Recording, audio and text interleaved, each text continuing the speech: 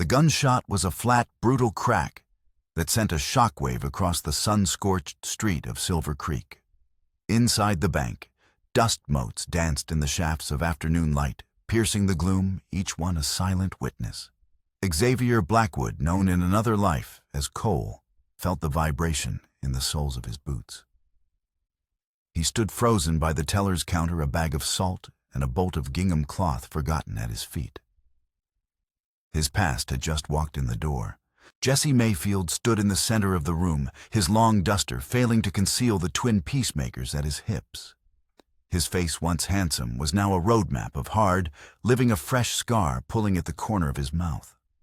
"All right, folks," Jesse drawled, his voice a low growl that carried over the panicked gasps of the half-dozen customers. "This is a robbery. Be smart, be quiet, and you'll live to see sundown." Xavier's world narrowed to a pinpoint. He'd spent 6 years building a new life, burying Cole, dead-eyed Blackwood, under layers of honest work and quiet solitude. Now, in the space of a heartbeat, the grave had been torn open. He instinctively pulled his hat lower, turning his face away from Jesse and toward the wall, hoping the beard he'd grown and the years that had passed would be enough of a disguise. A young man, the bank teller, stood behind the iron grill, his hands raised so high they trembled. He couldn't have been more than 20, with a smattering of freckles across his nose and terror in his wide blue eyes. Xavier had just exchanged pleasantries with him, had noted the neatness of his tie and the earnest way he'd counted out the change.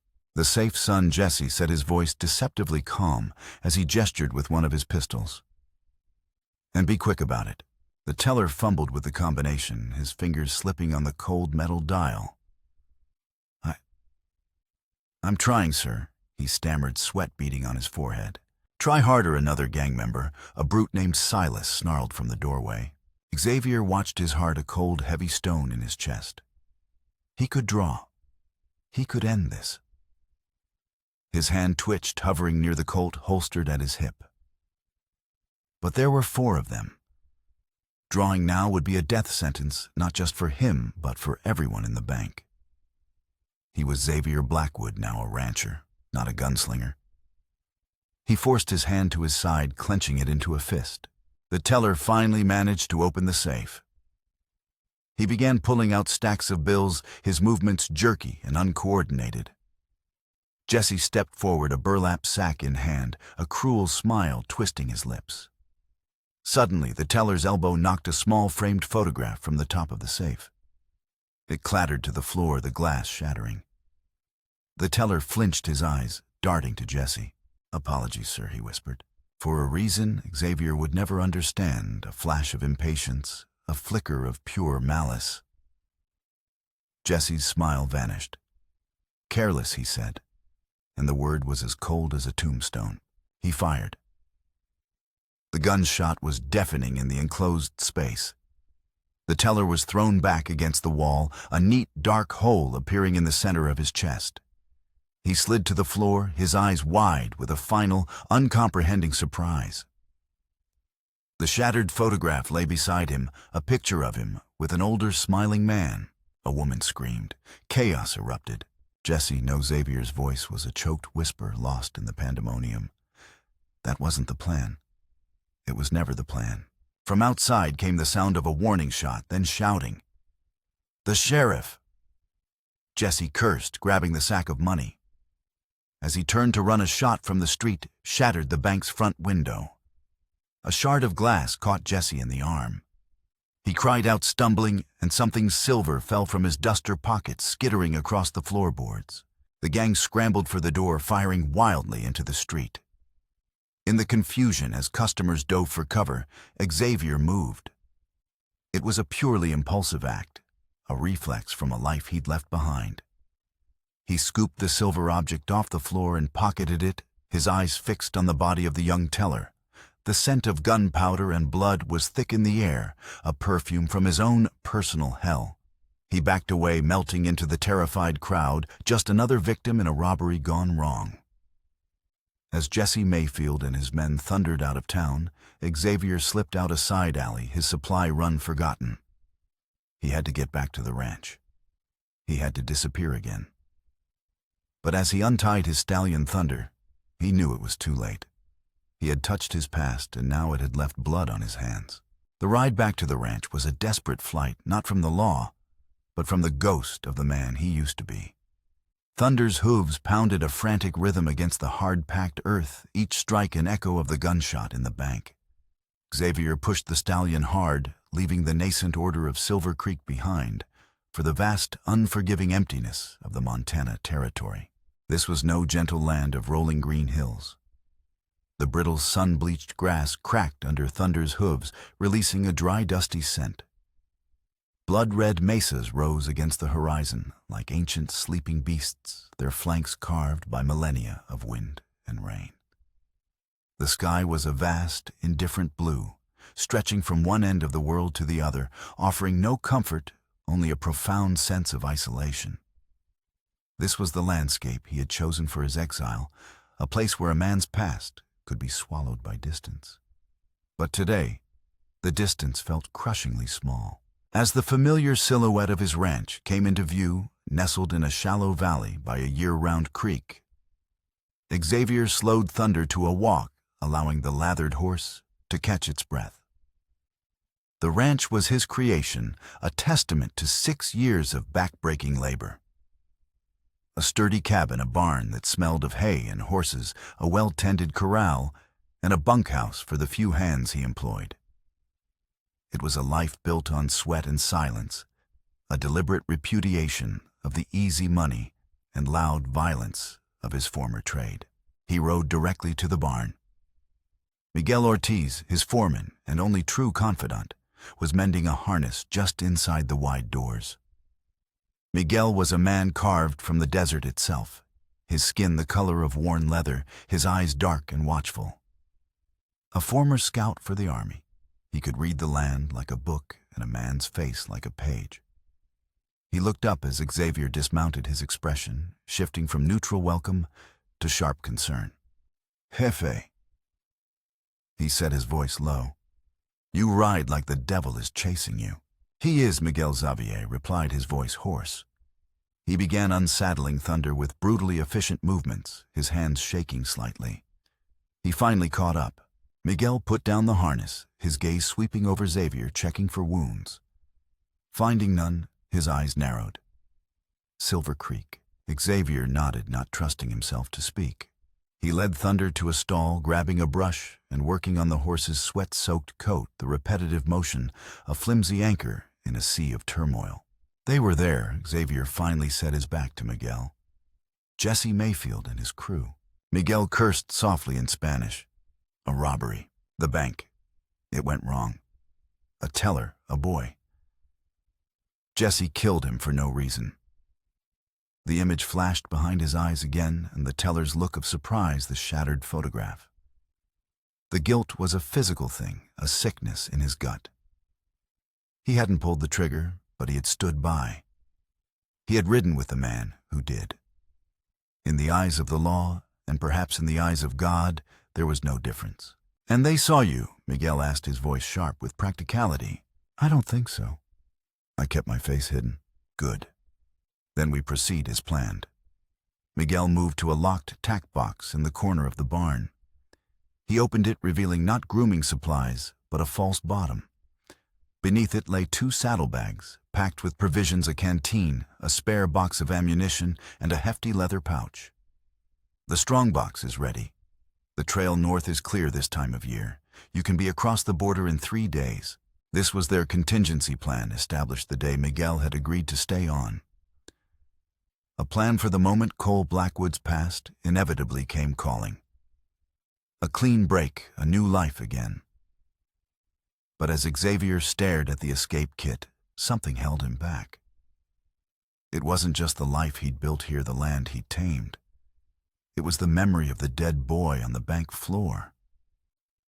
Running felt like a betrayal of that senseless death. "Not yet," Xavier said. He reached into his duster pocket, his fingers closing around the object he'd picked up from the floor. He pulled it out. It was a silver locket, tarnished and slightly dented, but clearly an item of quality. It felt heavy in his palm, weighted with more than just silver. Miguel looked at the locket, then back at Xavier, his expression a mixture of confusion and disapproval. "You took this from the robbery." Dios mío. Xavier, you tied yourself to the crime. It was an impulse, Xavier admitted, turning the locket over in his hands. Jesse dropped it when he was shot. He worked his thumbnail into the clasp. It sprang open. Inside, nestled against faded velvet, was a miniature portrait. It was a woman young and beautiful, with intelligent stormy blue-gray eyes and honey-brown hair, pinned in a simple but elegant style.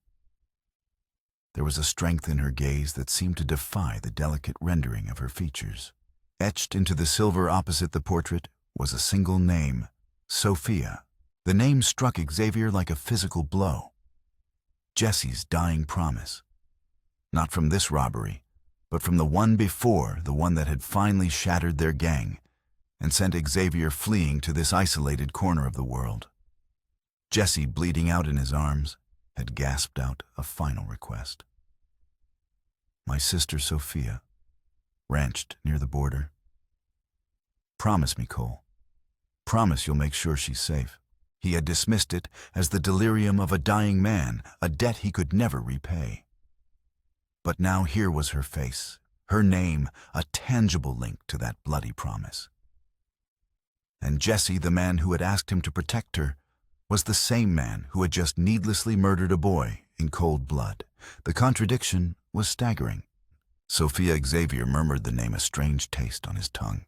"A ghost," Miguel said, his voice grim, "from a life you are supposed to be burying." Xavier snapped the locket shut, the click echoing in the quiet barn. "He wasn't supposed to die," he said, his voice clipped and riddled with a guilt that was now twofold for the boy in the bank and for the promise he'd failed to keep. Not like that. The plan was clean. There is no such thing as a clean robbery, amigo. Miguel said, his pragmatism a sharp counterpoint to Xavier's turmoil. Only degrees of dirty, and Jesse Mayfield was always the dirtiest. He gestured toward the open escape kit. "This locket is a chain. It links you to Jesse, to the murder. We should be riding north now." But Xavier shook his head. Running had been the plan. But the locket, the face inside, had changed the equation. Running now felt like abandoning two ghosts instead of one. "I made him a promise, Miguel. A promise to a killer. It means nothing." "It meant something to him," Xavier countered. "And now?" He looked down at the locket in his hand. He had a face. He had a name. Fulfilling the promise was no longer an impossible task, but a tangible one. Perhaps it was a fool's errand, a way to quiet his own screaming conscience. But it felt like the only path forward that wasn't a retreat. "Dios mío. This is a ghost you cannot outrun, amigo." Miguel sighed, recognizing the look of stubborn resolve on Xavier's face. "Then maybe I stop running," Xavier said, his decision solidifying. He slid the locket back into his pocket. It felt like a stone pulling him downward toward a reckoning he had avoided for too long. "I have to find her." Xavier spent the next week scouring the territory a man possessed. He left the management of the ranch in Miguel's capable hands and rode out under the pretense of scouting new grazing land. The lie sat uneasily in his gut, another small crack in the foundation of the honest life he'd tried to build. He started with the land office records in the county seat, a dusty, fly-blown town, a full day's ride from Silver Creek. He searched for any property registered under the name Mayfield, but the ledgers yielded nothing. He moved on to the small, scattered communities that dotted the vast landscape, asking quiet, careful questions in general stores and saloons. He described a family he was looking for, old friends from back east, a man and his sister named Jesse and Sophia Mayfield. The name drew blank stares. The West was a place for new beginnings, and people didn't often talk about where they came from. His search was a lonely one, the vastness of the Montana Territory pressing in on him. Days were spent in the saddle under the immense, empty sky. Nights were spent by a small fire, the silver locket his only company. In the flickering firelight, Sophia's painted face seemed to watch him, her blue-gray eyes challenging him, questioning his motives. Was this penance atonement, or just a desperate attempt to find meaning in the bloody mess of his past? He didn't have an answer. He was on the verge of giving up, of accepting that Jesse's words had been nothing but the fevered ramblings of a dying man, when a chance conversation in a trading post near the Canadian border provided a lead. An old trapper, his face a leathery mask of wrinkles, overheard Xavier's inquiry. "Mayfield, you say?" The trapper rasped, his voice rough from disuse. "Don't know, no, Jesse. But there's a Josiah Mayfield, scrawny fellow with a mean streak. Got a small hardscrabble claim up near Twisted Creek, lives there with his sister." The mention of a sister named Sophia sent a jolt through Xavier. "Josiah, not Jesse." The trapper shrugged. "Name's Josiah. Heard him called that in town. The sister, pretty thing, keeps to herself. Folks say he works her like a mule." The information was a tangle of contradictions. A brother named Josiah, not Jesse. Yet the sister's name was right. And the description of a pretty reserved woman matched the portrait in the locket. Xavier bought the trapper a bottle of whiskey for his trouble and set out for Twisted Creek, a knot of apprehension tightening in his stomach. The weather turned as he rode north. The clear blue sky curdled into a bruised yellowish gray. The wind picked up, howling through the canyons and whipping dust into stinging clouds. A full-blown dust storm was bearing down, one of the vicious gales that could strip paint from a wagon and a man of his senses. He found the Mayfield claim just as the storm hit its full fury.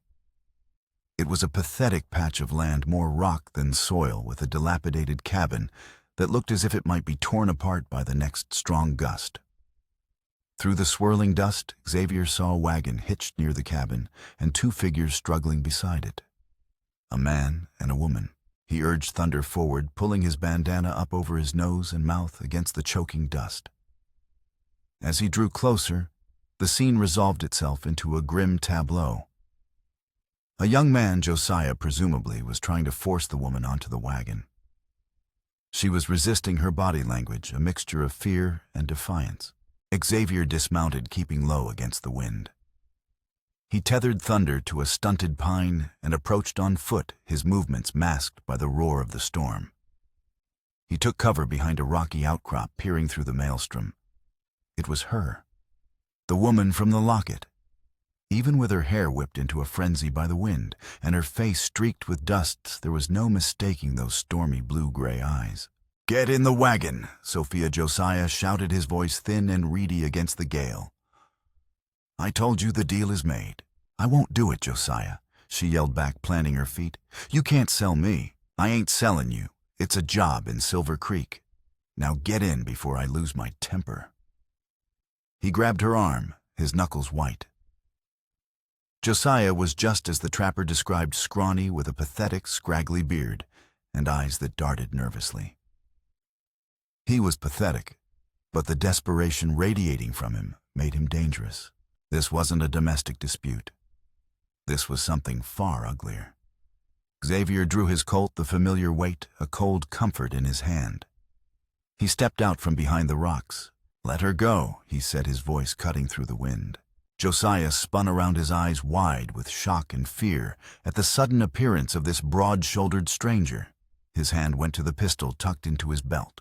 "This ain't your business, mister," he shrieked. "I'm making it my business," Xavier said, advancing slowly. The wind tore at his duster, plastering it against his legs. The lady said no. Josiah's fear was quickly being replaced by a cornered animal's bravado. "She's my sister. I'll do with her as I please." He started to draw his weapon. Xavier didn't aim to kill. He aimed to intimidate. His shot was a blur of motion, the Colt seeming to leap into his hand. He fired once, the bullet kicking up a spray of gravel inches from Josiah's boot. The young man yelped, stumbling backward and dropping his pistol in the dirt. "The next one won't miss," Xavier said, his voice flat and deadly. "Now back away from her." Josiah scrambled backward, his face a mask of terror and impotent rage. Sophia stood frozen between them, her gaze flicking from her brother to the stranger who had just appeared out of the storm, like a vengeful spirit. Xavier kept his gun trained on Josiah. "Get on your horse and ride. Don't come back. You'll regret this," Josiah sputtered, backing toward the wagon. "She's more trouble than she's worth." He fumbled to untie his horse from the back of the wagon, his eyes wild. With one last hateful glare, he swung into the saddle and spurred the animal into the blinding dust, disappearing almost instantly. The wind howled, threatening to swallow the world. Xavier holstered his Colt and turned to Sophia. She was staring at him, her chest rising and falling rapidly. "Are you all right, ma'am?" he asked, his voice returning to its normal, calmer register. She nodded, though she was clearly shaken. "Who are you?" "Name's Xavier Blackwood. I own a ranch a few days south of here." He gestured toward the flimsy shack. "We need to get out of this wind. Your cabin will do for now." She led him inside. The cabin was even more dilapidated up close. It was a single room, sparsely furnished and none too clean. A fire smoldered in the hearth, providing the only warmth. Sophia moved to the fireplace, her back to him, rubbing her arms as if to ward off a chill that had nothing to do with the weather. "Thank you," she said, her voice quiet but steady. He would have taken me.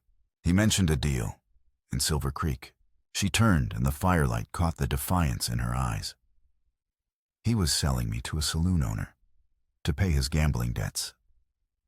The disgust in her voice was palpable. Xavier's jaw tightened. The pieces were falling into place, each one uglier than the last. "I'm sorry you had to endure that." He took a step closer. "I was looking for a man named Jesse Mayfield. The trapper who sent me here got the name wrong, it seems." At the mention of Jesse's name, a flicker of pain crossed her face so quick he almost missed it. "Jesse was my husband," she said softly. "He passed away some months ago." Husband, not brother. The word landed like a punch to the gut. Jesse hadn't lied. Xavier had misunderstood. Or perhaps in his dying moments, Jesse had deliberately obscured the truth, thinking sister would garner more sympathy than wife. It didn't matter. The promise was the same, but the weight of it had just increased tenfold. He was standing in front of the widow of the man he'd helped lead to his death. Before he could process this new revelation, a sound from outside cut through the wind's howl. The nicker of a horse too close to be thunder. Xavier moved to the single grimy window, peering out into the storm.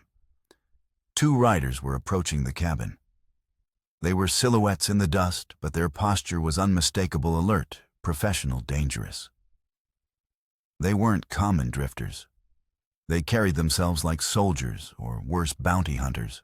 "Get down," he whispered to Sophia, pulling her away from the window. The riders dismounted, moving to flank the cabin. They weren't here by chance. They must have been tracking Josiah and Sophia, or perhaps they were the enforcers for the saloon owner in Silver Creek. "Did Josiah mention who he made the deal with?" Xavier asked, his voice low and urgent. "A man named Croft," she whispered back, her eyes wide with fear. Silas Croft. The name meant nothing to Xavier, but the men outside meant trouble. He checked his Colt, the 6 chambers full. The odds were even, but he didn't know their skill. A firefight in this flimsy cabin was a losing proposition. "There's a back way out?" he asked. She shook her head. "Only the one door." One of the men outside called out, his voice sharp and authoritative. "Josiah, we know you're in there. Croft sent us to collect the merchandise. Send the woman out, and we'll forget the trouble you've caused." They thought Josiah was still here. That was their only advantage. Xavier made a split-second decision. "Stay here and stay down," he commanded Sophia. He moved to the door, his heart pounding a steady, familiar rhythm. The time for being Xavier Blackwood, the quiet rancher, was over. To get them out of this, he would have to be Cole Blackwood, the survivor. He took a deep breath and kicked open the door. The storm raged for another hour before finally blowing itself out, leaving behind a world scoured clean and unnaturally quiet. Xavier stood over the bodies of the two men, the metallic scent of gunpowder still clinging to the air. The fight had been short and brutal. He had used the storm's chaos as a weapon, stepping out into the wind and dust to disorient them. They had expected a scrawny boy, not a seasoned gunfighter. Their surprise had been their undoing. He checked them for identification, finding nothing but a few dollars and a pouch of tobacco. They were hired guns professionals, their presence confirming that Silas Croft was a man of means and influence. A far greater threat than a desperate fool like Josiah. Sophia emerged from the cabin, her face pale. She looked at the two dead men, then at Xavier, her expression unreadable. "You killed them. It was them or us," he said, his voice flat. He felt no triumph, only a weary resignation. This was the world he had tried to escape, a world where violence was the only currency that mattered. He began the grim task of dragging the bodies away from the cabin. "We need to leave. Now. Their employer will send more men when these two don't return." She watched him, her arms wrapped around herself. "Where will I go? I have nothing. Josiah sold everything." "You'll come with me," he said, the decision made. "My ranch is isolated. It's safe. You can stay there until you decide what to do next." She hesitated. "I don't even know you. You know that I'm the man who just saved your life twice in one day." He countered, his tone softer than he intended. "That's a start." He met her gaze, trying to convey a sincerity he hoped she would see. "I won't harm you, Sophia. I give you my word." Perhaps it was the exhaustion or the lack of any other option, but she finally nodded. "All right, Mr. Blackwood." "Xavier," he corrected her. They left the grim cabin behind, riding double on Thunder. As they moved south, away from Twisted Creek and the violence that had erupted there, Xavier was acutely aware of the woman seated behind him, the widow of his former partner, the keeper of a promise he was only just beginning to understand. He had rescued her from her brother-in-law and a pair of hired guns, but in doing so, he had invited a new, more dangerous unknown into his life. He was no longer just hiding from his own past. He was now hiding from hers as well. The first few weeks of Sophia's presence at the ranch settled into a quiet, cautious routine. Under the motherly care of his housekeeper, Mrs. Cooper, Sophia slowly began to shed the haunted look she'd worn since her rescue. Color returned to her cheeks, and the perpetual tension in her shoulders eased. She insisted on earning her keep, throwing herself into household chores with a quiet determination that impressed both Mrs. Cooper and Miguel. Xavier kept a respectful distance, giving her the space she needed to heal. He told Miguel and Mrs. Cooper only the necessary parts of the story, that she was a widow, fleeing an abusive brother-in-law. He omitted the name Silas Croft and the gunfight at the cabin, not wanting to alarm them. But he remained vigilant, instructing his hands to report any strangers seen near their land. One evening, a rider approached the ranch. It wasn't a stranger, but a well-dressed man on a fine black mare. He introduced himself as Silas Croft. Xavier's blood ran cold. He met the man on the porch, positioning himself squarely in the doorway, blocking any view of the interior where Sophia was helping Mrs. Cooper with dinner. Croft was a man in his late 50s with silver hair, a meticulously trimmed beard, and eyes the color of ice. He was impeccably dressed in a tailored suit that seemed out of place on the dusty frontier, and he carried himself with an air of unshakable authority. Mr. Blackwood Croft began, his voice smooth and cultured.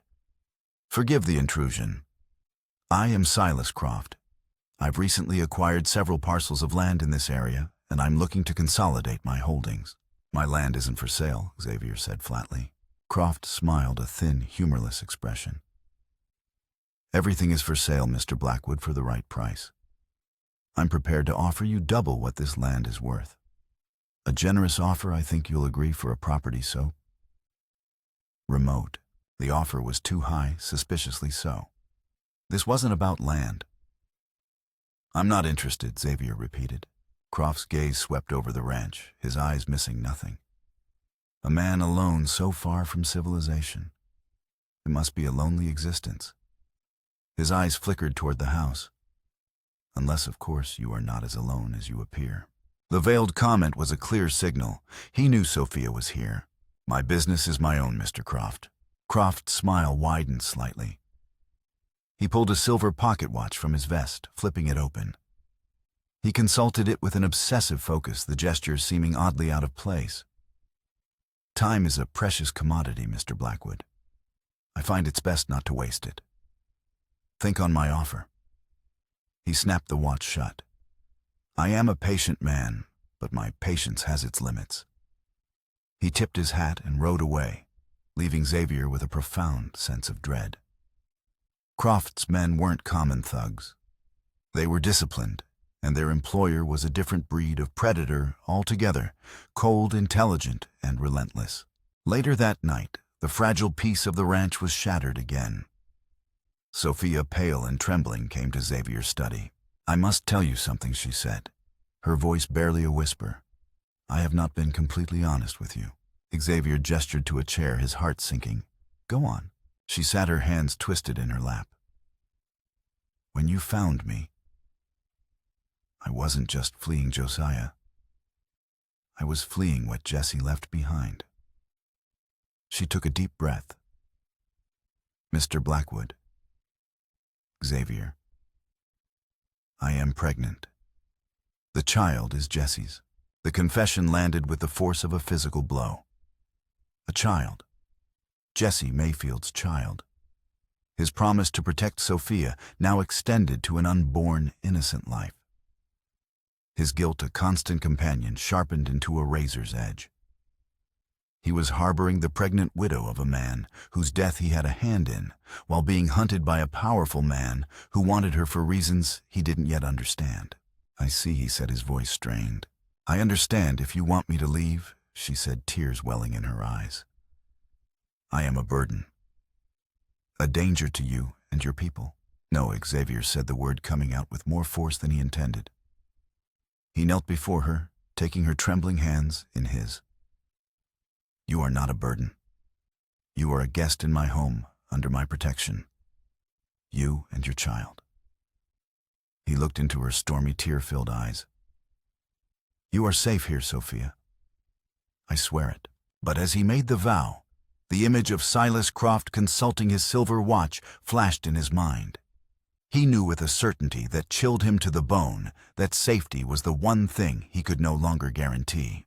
The pressure from Silas Croft began subtly, then escalated with methodical precision. A cattle buyer from Helena, who had done business with Xavier for years, suddenly canceled a major purchase citing vague market uncertainties. A week later, a lawyer from the territorial capital sent a letter challenging Xavier's water rights to the creek that was the lifeblood of his ranch, claiming a prior claim had been filed by a holding company. Xavier had never heard of a company he knew was a front for Croft. It became chillingly clear that Croft wasn't simply trying to buy the land. He was systematically dismantling Xavier's life, cutting him off from his livelihood, strangling his operations, until he had no choice but to sell. The final straw came during a trip to Silver Creek for supplies. Xavier found himself face to face with Croft on the main street. The older man was flanked by two of his military-like men, their hands resting casually on their holstered pistols. Mr. Blackwood. Croft greeted him with that same icy smile. I trust you've reconsidered my offer. My answer is the same. Xavier said, his hand tense near his own weapon. Croft's smile tightened. A shame. Resilience is an admirable quality, but foolishness is not. His gaze drifted past Xavier toward the general store. I understand you have a guest staying with you. A widow, I believe. Mrs. Mayfield. He let the name hang in the air. It would be a tragedy if some harm were to befall a woman in her delicate condition. The frontier can be a dangerous place for those without a protector. The threat, though veiled, was as clear as a gunshot. It wasn't just about Xavier anymore. Croft was targeting Sophia. Rage, cold and pure, surged through Xavier. He took a step forward, but Croft's men subtly shifted their intent clear. This was not the time or place. He forced himself to stand down, his mind racing. He had to protect her. But how Croft had the law, the money, and the influence on his side? The answer came to him on the long ride back to the ranch, a desperate gambit born of necessity. It was radical, unconventional, and the only strategy he could devise that might give Croft pause. He found Sophia in the garden, tending to the late-season vegetables. He told her about the encounter, about Croft's explicit threat against her and her unborn child. The color drained from her face. "We have to leave," she said, her voice trembling. "I cannot put you in this danger." "Running is not an option," Xavier said firmly. "Croft would find us. He has resources we can't imagine." He took a deep breath, steeling himself. "There is another way. A way to make a public, undeniable declaration that you are under my protection." She looked at him confused. "What are you talking about?" "Marry me, Sophia." The words hung in the air between them. Sophia stared at him, her eyes wide with disbelief. "What?"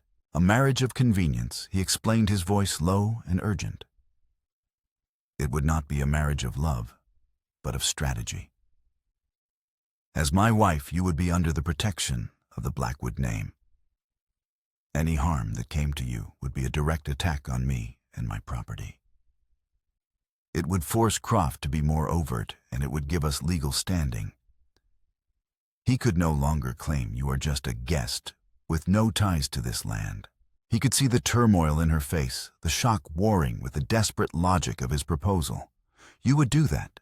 Tie yourself to me, to Jesse's child, just to protect us?" "I made a promise," he said simply. He did not say to whom. "This is how I keep it." He was offering her a shield, a name, a fortress. It was a business arrangement, a defiant act of war against a man who sought to destroy them both. He watched her, his heart pounding as she weighed the impossible choice. Her hand went to her abdomen, a gesture that was both protective and decisive. "Yes," she whispered, her voice barely audible over the rustling of the autumn leaves. "Yes, Xavier, I will marry you." The news of their impending marriage, announced publicly in town the next day, had the intended effect. It was a checkmate in Croft's subtle game of intimidation. But Xavier knew it would not end the war. It would only escalate it. The escalation came sooner and more brutally than Xavier could have anticipated. A week before the circuit judge was due to arrive to perform the ceremony, a frantic ranch hand woke him in the middle of the night. "Boss, it's the herd they're running." Xavier threw on his clothes and raced outside. The night air was filled with the thunder of 1,000 hooves and the panicked bellows of cattle. A stampede. In the faint moonlight, he could see a significant portion of his herd, the culmination of 6 years of careful breeding and hard work, thundering mindlessly toward a ravine at the edge of his property. He and his hands rode desperately, trying to turn the herd, but it was too late. The damage was catastrophic. Dozens of cattle were lost, their bodies broken in the fall. His livelihood had been crippled in a single night. As dawn broke, they found what they knew they would: tracks of several shod horses that had deliberately driven the herd into its frenzy. Croft's response to their marriage had been swift and devastating. They were surveying the carnage when they found Miguel. He was lying near the edge of the ravine, his leg crushed beneath his fallen horse. He was alive, but barely conscious, his face ashen with pain. They carried him back to the ranch house, where Sophia and Mrs. Cooper worked frantically to tend to his injuries. His leg was badly broken, a compound fracture that would take months to heal if it healed at all. While Sophia was cutting away Miguel's torn trousers, something fell from the folds of the cloth. It was a piece of paper, crumpled and stained. She picked it up, smoothing it out on the table. Xavier watched as her expression changed, her face draining of all color. Without a word, she held it out to him. It was a wanted poster. The ink was faded, the paper worn, but the sketch was undeniable. It was a younger version of himself, without the beard, his eyes rendered with a stark, cold intensity. Beneath the sketch were the words, "Wanted 500 reward, dead or alive. Cole, dead-eyed, Blackwood. For bank robbery and murder. Associate of the Jesse Mayfield gang." One of Croft's men must have dropped it during the stampede. A deliberate act. A message. Sophia whispered the name, a poisoned dart. She looked up at him, her eyes filled with a dawning horror and a profound sense of betrayal. "It's you. You rode with Jesse." The secret he had guarded for so long was finally out-revealed in the cruelest way possible. The trust they had painstakingly built, the fragile foundation of their strategic alliance, shattered in an instant. "Sophia, let me explain." He started, his voice a hoarse croak. "Explain." She echoed, her voice rising with a grief-stricken fury. "Explain that you were with my husband's gang, that you stood by me knowing what you were. Were you there at Silver Creek the day Jesse died?" The question hung in the air, heavy and damning. He couldn't lie. Not now. Yes, he admitted, the word tasting like ash. "I was there." A choked sob escaped her lips. She backed away from him, as if he were a coiled snake, her hand instinctively going to her womb to protect her child from the man who had ridden with its father's killers. In that moment, Xavier had never felt more alone. He had lost his herd, his friend was gravely injured, and the woman he had sworn to protect now looked at him with nothing but contempt.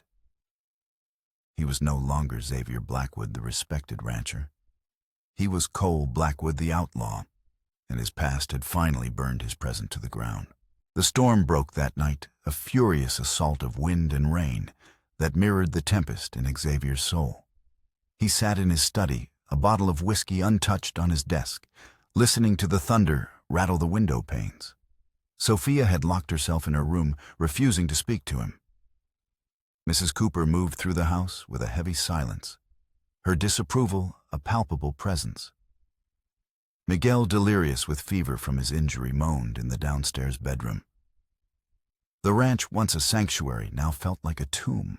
Through the roar of the storm, he heard it, a single sharp crack that wasn't thunder. A rifle shot. He was on his feet in an instant, his Colt in his hand. He peered through the rain-lashed window. Figures were moving in the darkness, illuminated by brief, jagged flashes of lightning. At least a dozen of them surrounding the house. Croft hadn't been content with destroying his livelihood. He had come to finish the job. "They're here," he yelled, his voice carrying through the house. Lights appeared in the bunkhouse as his ranch hands, alerted by the shot, scrambled for their weapons. From upstairs, a floorboard creaked. Sophia. Even in her anger, her survival instinct was strong. The siege began in earnest. Gunfire erupted from the darkness, the sound muffled by the drumming rain. Bullets splintered the wooden walls of the cabin. Xavier returned fire, his movements economical and precise, a grim muscle memory from a past he could no longer deny. The fight was a chaotic ballet of shadows and light. Lightning flashes revealed the attackers' positions, and thunder masked the sound of his gunshots. The storm was both an enemy and an ally, sowing confusion on both sides. He saw two of his hands go down in the yard, their dark forms still against the muddy ground. His heart seized. These men were dying for his mistakes, for his past. Suddenly, the front door burst inward, kicked open with a splintering crash. Two of Croft's men spilled into the room, and their faces grim under their dripping hat brims. Xavier fired twice, the close-quarters explosions deafening. The men fell. Before he could reload, a larger figure filled the doorway. Silas Croft himself, his fine suit, soaked, his silver hair plastered to his head. He held a large-caliber revolver, and his eyes burned with a cold, triumphant fire. "It ends tonight," Blackwood Croft said, his voice a low growl that was barely audible over the storm. "It's the land, isn't it?" Xavier spat, backing away, trying to buy time to reload. "It's always about the land. You think this is about acres of dirt." Croft laughed a harsh grating sound. You are a fool. He advanced into the room, his pistol steady. This is about payment, a debt of blood. From the top of the stairs, Sophia appeared, a shotgun held white-knuckled in her hands. Get out of this house, she commanded, her voice shaking but firm. Croft barely glanced at her. His focus was entirely on Xavier. Do you remember the Silver Creek Bank, Blackwood? The young teller your partner murdered in cold blood? Xavier froze, the name of the dead boy a ghost on his lips. I remember. Of course you do. You were there. Croft's face contorted in a mask of pure agony and rage. That boy was my son, my only child. His name was Thomas. The revelation struck Xavier with the force of a physical blow, knocking the air from his lungs. Croft's obsession, his systematic destruction of Xavier's life, his unnerving knowledge of the robbery, it all snapped into place. This was never about land. It was about revenge. Thomas was a good boy, Croft continued, his voice thick with unshed tears. He loved books. He was saving up to go to a university back east.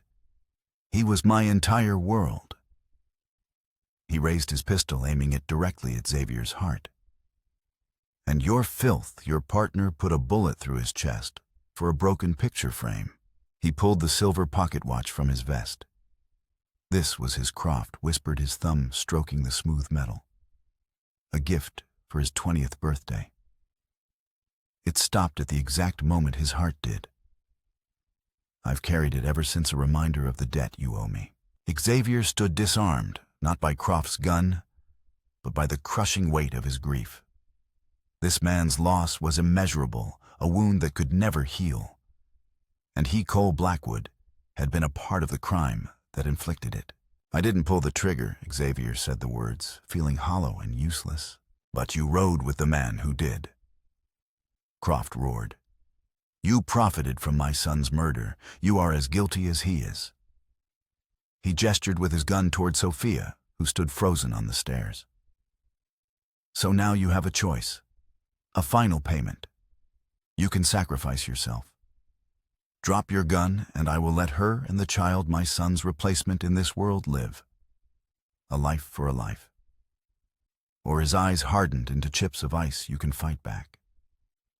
And I swear on my son's grave, my last act on this earth will be to kill her and the future she carries inside her. The choice was impossible. His life for theirs. Redemption through sacrifice. Or a fight for survival that would risk the very people he had sworn to protect. The thunder cracked overhead, and in the ensuing darkness, Xavier knew he had to decide. The fate of everyone in this house rested on the answer of a dead man walking. In the flickering lamplight, with the storm raging outside and a grieving father's gun pointed at his heart, Xavier made his choice. He would not give Croft the satisfaction of a noble sacrifice. He would not let this cycle of vengeance claim another life. He would fight not just to kill, but to end it. But as Croft's attention was fixed on him, Xavier's eyes darted to the fireplace, where a heavy iron poker lay beside the hearth. It was a desperate chance. Your son deserved better, Xavier said, his voice filled with a genuine sorrow that seemed to momentarily surprise Croft. He deserved a long life. I am truly sorry for your loss. He used that flicker of surprise. In one fluid motion, he dove to the side, grabbing the poker. A bullet tore through the space where he had been standing, embedding itself in the wall behind him. He rolled, coming up as Croft fired again, the second shot splintering the floorboards by his head. Before Croft could fire a third time, Xavier threw the poker with all his strength. It spun end over end, striking Croft's gun hand with a sickening crunch of bone. The revolver clattered to the floor. Croft cried out in pain, clutching his shattered hand. Xavier was on him in an instant, tackling him to the ground. The two men grappled on the floor, a desperate struggle of raw strength and will. Croft, fueled by years of hatred, was surprisingly strong, his one good hand clawing at Xavier's face. Suddenly, the front door flew open. A man in a drenched slicker stood silhouetted against the stormy night, a badge gleaming on his chest. U.S. Marshal, drop your weapons. It was just the distraction Xavier needed. He landed a solid punch on Croft's jaw, dazing him. He scrambled for Croft's fallen revolver, securing it just as two more lawmen poured into the room. One of the ranch hands sent for help before the siege began had made it through. The fight was over. As the marshals subdued the stunned Croft and his men were rounded up outside, Xavier slowly got to his feet. He was bruised, bleeding from a cut on his cheek, but alive. He looked up the stairs at Sophia. She was still standing there, the shotgun lowered her face, a mixture of shock, terror, and something else he couldn't quite read. His past had been laid bare, the full, ugly truth of his connection to Jesse Mayfield exposed. He was Cole Blackwood, wanted outlaw. He picked up his own Colt from the floor and walked toward the head marshal. "I'm the man you're looking for," he said, his voice weary but clear. He offered the pistol to the marshal, but first. "My name is Cole Blackwood." The marshal, a stern, graying man named Harker, looked from Xavier to the captured Silas Croft, then at the devastation around him. "It seems I've walked into the end of a war," he said grimly. He took the pistol. "You're under arrest." Xavier nodded. He felt no fear, only a strange sense of release. The running was finally over. As the deputies led a raging Silas Croft away, Xavier turned to Sophia. He had to say goodbye. He walked to the bottom of the stairs, stopping a few feet from her. "The ranch is yours," he said quietly. "All of it. My name is on the deed, but I built it for a life I can't have. It belongs to you and the boy." She descended the stairs, slowly stopping on the last step, so they were almost eye to eye. Her face was pale, her eyes searching his. "Everything you did, protecting me, the marriage, was it all just penance for Jesse?" At first, maybe, he admitted. But it became more than that. It became about you, about the future you deserved. She didn't forgive him. He could see that in her eyes. The betrayal was too fresh and the lies too deep.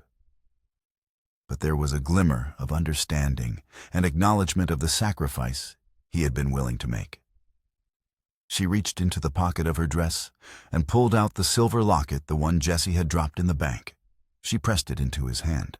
"Jesse gave this to me on our wedding day," she said, her voice soft.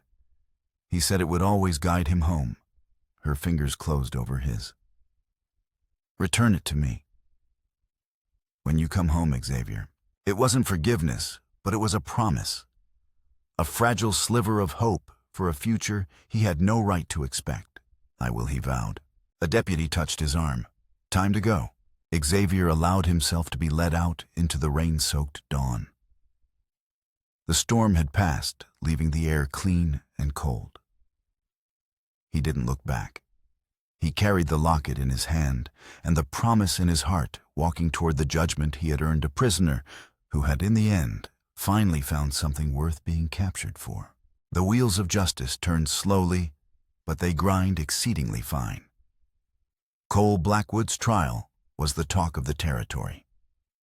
His confession, coupled with the testimony of U.S. Marshal Harker and the evidence of Silas Croft's bloody vendetta, painted a complex picture. He was not the cold-blooded killer from the wanted posters, but a man caught between two worlds. Due to his role in stopping Croft and his full cooperation, the judge showed a measure of leniency. The murder charges were dropped, but for the robberies the sentence was firm, 10 years in the territorial prison at Deer Lodge. The years passed in a monotonous blur of stone walls and iron bars. Cole served his time with the same quiet stoicism with which he had lived his life. He kept to himself, worked in the prison woodshop, and marked the passage of time by the changing seasons he could glimpse through his high-barred window. Sophia wrote to him, her letters filled with news of the ranch. The herd was rebuilt. The house was repaired. Miguel's leg had healed, leaving him with a permanent limp but an undiminished spirit. And a son had been born. She had named him Cole. He spent 7 years in Deer Lodge. 7 years of imagining a boy he had never met growing up on a ranch he had built. On the first day of his 8th year of incarceration, he was granted parole for good behavior and his role in bringing down Croft's network. The day he was released, he walked out of the prison gates a free man, blinking in the bright Montana sun.